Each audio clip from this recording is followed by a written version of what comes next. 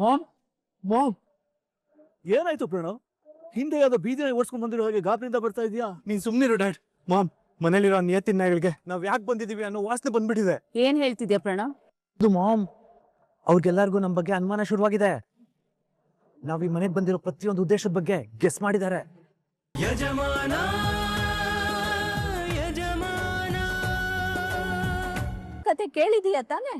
ಮೊದಲನೇ ಪೂಜೆ ಯಾರಿಗೆ ಅನ್ನೋ ಕಾರಣಕ್ಕೆ ಇಬ್ಬರಿಗೂ ಒಂದ್ ಕಾಂಪಿಟೇಷನ್ ಇಟ್ರಂತೆ. ಅದ್ ಏನಂದ್ರೆ ಪ್ರಪಂಚನ ಯಾರ್ ಮೊದ್ಲು 3 ರೌಂಡ್ ಸುತ್ಕೊಂಡ್ ಬರ್ತಾರೆ ಅಂತ. ಆಗ ಷಣ್ಮುಗ ಗಣೇಶನ್ ಮುಖ ನೋಡಿ ನಗೋಕ್ ಶುರು ಮಾಡ್ದಂತೆ. ಯಾಕೆ ಅಂದ್ರೆ ಗಣೇಶನ್ ವಾಹನ ಇಲಿ, ಷಣ್ಮುಗನ್ ವಾಹನ ನವಿಲು ಅಂತ. ಇಲಿ ಮೇಲೆ ಕೂತು ಹೇಗ್ ತಾನೇ ಪ್ರಪಂಚ ಸುತ್ತೋಕಾಗತ್ತೆ ಅಂತ. ಆಮೇಲೆ ಷಣ್ಮುಗ ನವಿಲ್ ಮೇಲೆ ಕೂತ್ಕೊಂಡು ಪುರ್ರ ಅಂತ ಹಾರೋದ್ನಂತೆ. ಗಣಪತಿ ಸುಮ್ಮನೆ ಕೂತಿದ್ದ. ಸೋತೋದ ಅಂತ ಅನ್ಕೊಂಡ್ರು. ಆದ್ರೆ ಬುದ್ಧಿವಂತ ಗಣಪತಿ ತನ್ನ ತಂದೆ ತಾಯಿಗಳನ್ನ ಒಟ್ಟಿಗೆ ಕೂರಿಸಿ ಅವರಿಗೆ 3 ಸುತ್ತು ಬಂದು ಇಡೀ ಪ್ರಪಂಚನೇ ಇವರು ಅಂತ ಎಲ್ರಿಗೂ ಅರ್ಥ ಮಾಡಿಸ್ದ. ಗೆದ್ದಿದ್ಯಾರು? ಗಣಪತಿ. ಹಾಗೆ ಸ್ಮಾರ್ಟ್ ಆಗಿ ಯೋಚನೆ ಮಾಡಿ ಅನಿತಾ ಗಣಪತಿ ಆದ್ರು. ನೀನು ಹಿಂದೆ ಮುಂದೆ ಯೋಚನೆ ಮಾಡದೆ ಷಣ್ಮುಗ ನವಿಲತ್ತಿ ಹಾರೋದಾಗೆ ನೀನು ಸರ್ರ ಅಂತ ಓಡ್ದೆ. ನೀವ್ ಹೇಳಿದ ರೂಲ್ಸ್ ಎಲ್ಲ ಒಂದ್ಸತಿ ನೆನ್ಪ್ ಮಾಡ್ಕೊಳ್ಳಿ ದೊಡ್ಡ ಮಾವ. ನೋಡೋ, ಇನ್ನೂ ಮಾತುಕತೆ ಇಲ್ಲ. ಮೊದಲನೇ ಟಾಸ್ಕ್ ಇಲ್ಲಿಗೆ ಮುಗಿದಿದೆ.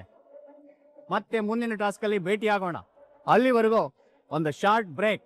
ಎಲ್ರು ಹೊಡಿ ಹೊಡಿ ಹೊಡಿ.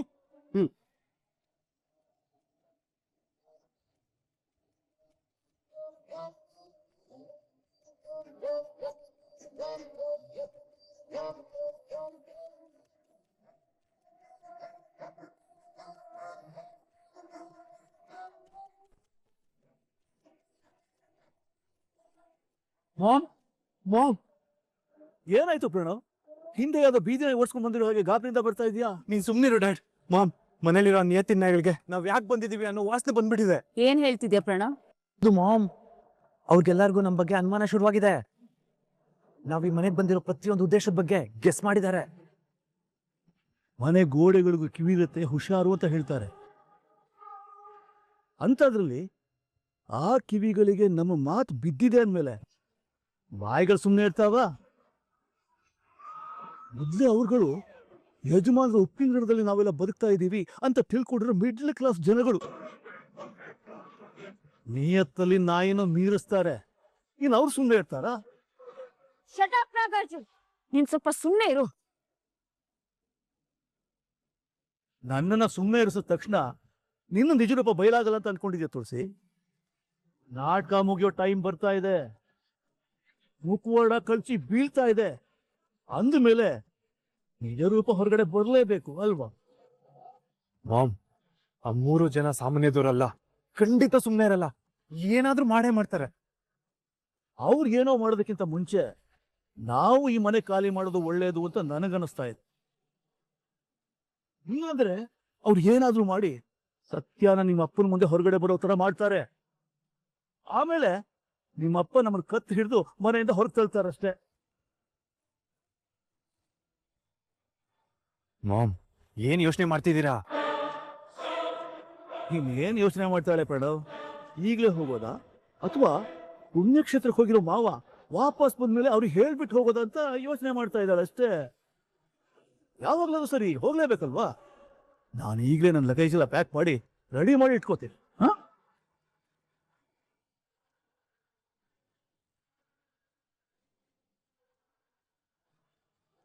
ನೋಡ್ತೀಯ ಸಂಗೀತ, ಎಷ್ಟು ಮೋಸ ಮಾಡಿದ್ರು ಅಂತ.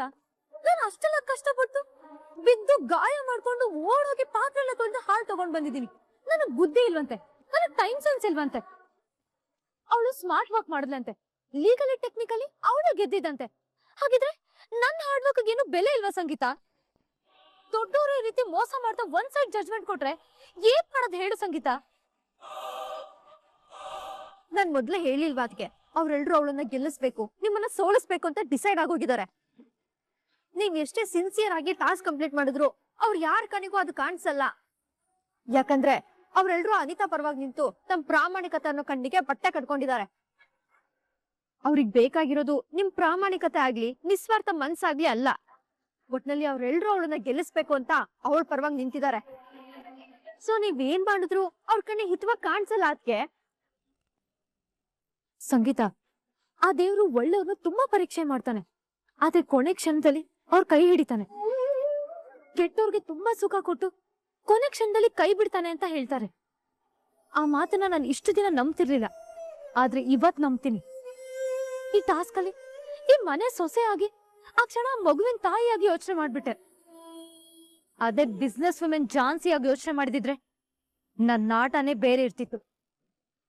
ಏನೆಲ್ಲ ಮೋಸ ಮಾಡ್ತಾರೋ ಮಾಡ್ಲಿ, ನೋಡೇ ಬಿಡಣ ಪ್ರಾಮಾಣಿಕತೆ ಗೆಲ್ಲುತ್ತೋ ಅಪ್ರಾಮಾಣಿಕತೆ ಗೆಲ್ಲುತ್ತೋ ಅಂತ. ಅದ್ಗೆ ನಮ್ ಮನೆಯವ್ರ ಹತ್ರ ನಿಮ್ ಪ್ರಾಮಾಣಿಕತೆಗೆ ಬೆಲೆ ಇಲ್ಲ. ಏನಾದ್ರೂ ಒಂದ್ ರೀಸನ್ಸ್ ಹೇಳಿ ಅವಳನ್ನ ಗೆಲ್ಲಿಸ್ತಾ ಇರ್ತಾರೆ, ನೋಡ್ತಾ ಇರಿ. ಅದನ್ನು ನೋಡ್ತೀನಿ ಬಿಡು ಸಂಗೀತ. ನೆಕ್ಸ್ಟ್ ಟಾಸ್ಕ್ ಅಲ್ಲಿ ಈ ಝಾನ್ಸಿ ಏನು ಅನ್ನೋದನ್ನ ತೋರಿಸ್ತೀನಿ.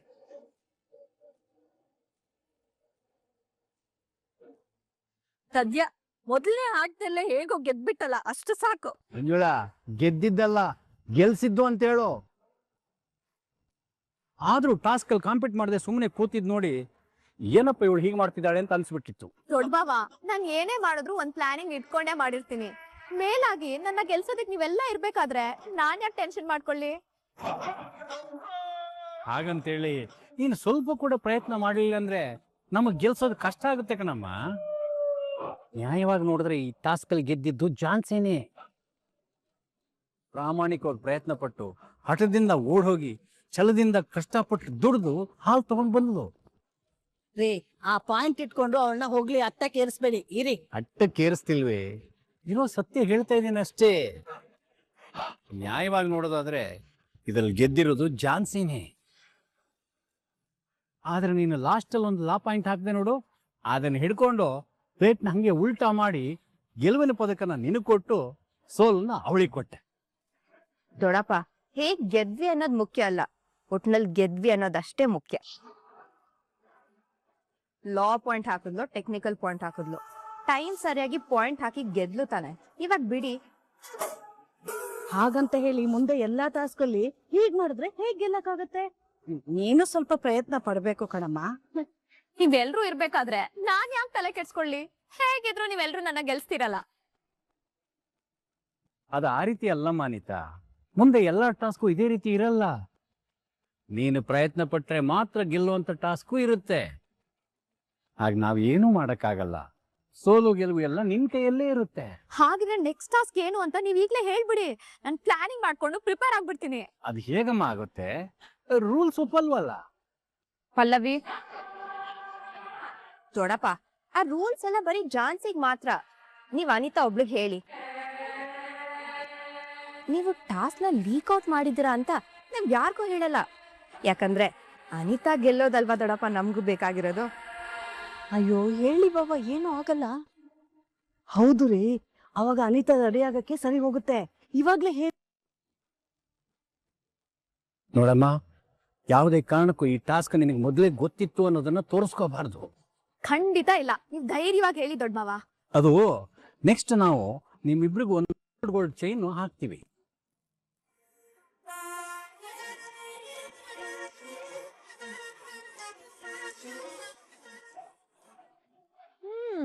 ಇಷ್ಟ ಹೇಳಿದ್ರಲ್ಲ ಸಾಕ್ಬಿಡಿ.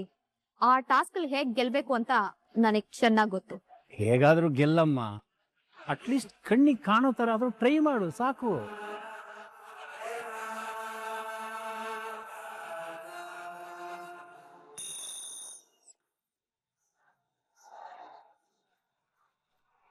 ಎಲ್ರು ಬಂದಾಯ್ತಲ್ವಾ? ಈಗ ಮನೆಯವ್ರ ಮನಸ್ಸನ್ನ ಗೆದ್ದು ಈ ಮನೆ ಸೊಸೆ ಸ್ಥಾನನ ಪಡ್ಕೊಳ್ಳೋದಕ್ಕೆ ನಿಮ್ಮಿಬ್ಬರ ಮಧ್ಯೆ ನಡೀತಾರೋ ನಾನಾ ಸ್ಪರ್ಧೆಯ 2ನೇ ಟಾಸ್ಕ್ ಇವಾಗ ಶುರು ಆಗ್ತಾ ಇದೆ. ಇವಾಗ ಟಾಸ್ಕ್ ಏನು, ನಿಯಮಗಳು ಏನು ಅನ್ನೋದನ್ನ ಹೇಳ್ಬಿಡ್ತೀನಿ. ಲಲಿತಾ, ಪ್ರಾಪರ್ಟಿ ರೆಡಿ ಇದೆ ತಾನೆ? ಹಾ, ರೆಡಿ ಇದೆ ರೀ. ನೀವಿಬ್ರು ಬಂದ್ರಪ್ಪ. ನೋಡಿ, ಅವರಿಬ್ಬರು ಕಳ್ಳರು.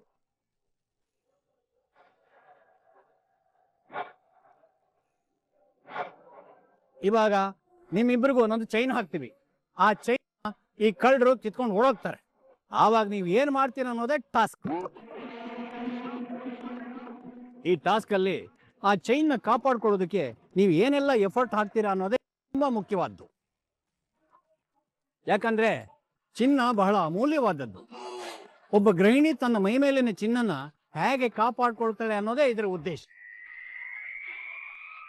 ನಿಮ್ಮಿಬ್ಬರಿಗೂ ಅರ್ಥ ಆಯ್ತಾ? ಆಮೇಲೆ ಮುಖ್ಯವಾದ ವಿಷಯ ಏನಪ್ಪಾ ಅಂದ್ರೆ, ನೀವು ಕೊಡ್ತಾ ಇರೋ ಚೈನು ಒರಿಜಿನಲ್ ಚಿನ್ನ ಅಲ್ಲ.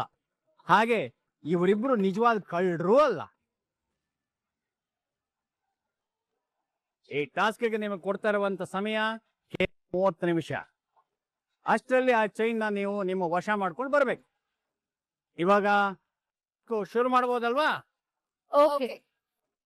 ನೋಡ್ರಪ್ಪ, ಇವರಿಬ್ರು ವಾಕಿಂಗ್ ಮಾಡ್ತಾ ಇರ್ತಾರೆ ಅಥವಾ ಏನಾದ್ರು ಕೆಲಸ ಮಾಡ್ತಾ ಇರ್ತಾರೆ, ಅದು ಅವ್ರಿಗೆ ಬಿಟ್ಟಿದ್ದು. ನೀವಿಬ್ರು ಹೊಂಚಾಕಿ ಇವ್ರ ಕತ್ತಲ್ಲಿರೋ ಚೈನ್ನ ಕಿತ್ಕೊಂಡು ಓಡಬೇಕು. ಲಲಿತಾ, ಇವರಿಬ್ರು ಕುತ್ತಿಗೆಗೆ ಒಂದೊಂದು ಚೈನ್ ಹಾಕು. ಹಾ ರೀ.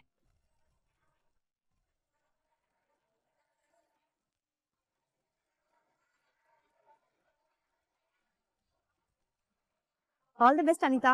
Thank you Pallavi.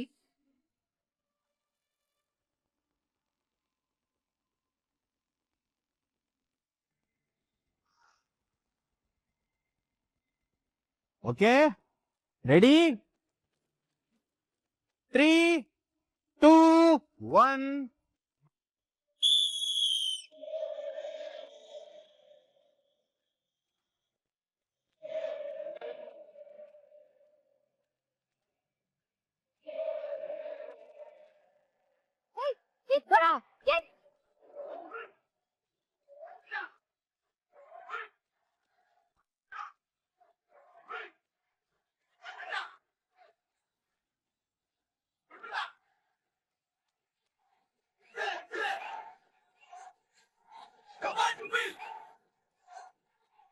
ಇಂತ ಇಸ್ರೋ ಹುಡುಗರು ಇನ್ನು ಯಾಕೆ ಬರ್ತಾ ಇಲ್ಲ ಅಮ್ಮ? ಚೈನ್ ಕಳ್ಕೊಂಡವ್ರು ಯಾರಾದ್ರು ಇಸ್ರೋ ಬರ್ತಾರ? ನಮ್ಮ ಮನೆಯಿಂದ ಕುದುರೆ ತರ ಸ್ಪೀಡ್ ಓಡಿದವನು ಹಾಗೆ ಕತ್ತೆ ತರ ಸ್ಲೋ ಆಗ್ಬಿಡು. ನಮ್ಮ ಹುಡುಗಿನ ಜಾಸ್ತಿ ಓಡಿಸ್ಬೇಡ. ಆಮೇಲೆ ಚೈನ್ ನ ಗೌರವಯುತವಾಗಿ ಅವಳ ಕೈಯಲ್ಲಿ ಕೊಟ್ಟು ಕಳಿಸ್ಕೊಡ್ಬೇಕು. ಅರ್ಥ ಆಯ್ತಾ?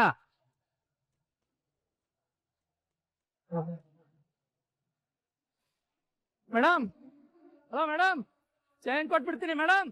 ಅಯ್ಯೋ ಲಲಿತಾ, ಈ ಟಾಸ್ಕಲ್ಲಿ ಗೆಲ್ಲೋದು ಅನಿತಾನೆ. ನೋಡ್ತಾ ಇರು, ಇನ್ನು 10 ನಿಮಿಷದಲ್ಲಿ ಆ ಚೈನ್ ಕಿತ್ಕೊಂಡು ಬರ್ತಾಳೆ ಅವಳು. ಗೆಲ್ಸೋದಕ್ಕೆ ಏನೇನು ವ್ಯವಸ್ಥೆ ಮಾಡಬೇಕು ಅದೆಲ್ಲ ನಾನು ಮಾಡಿದ್ದೀನಿ.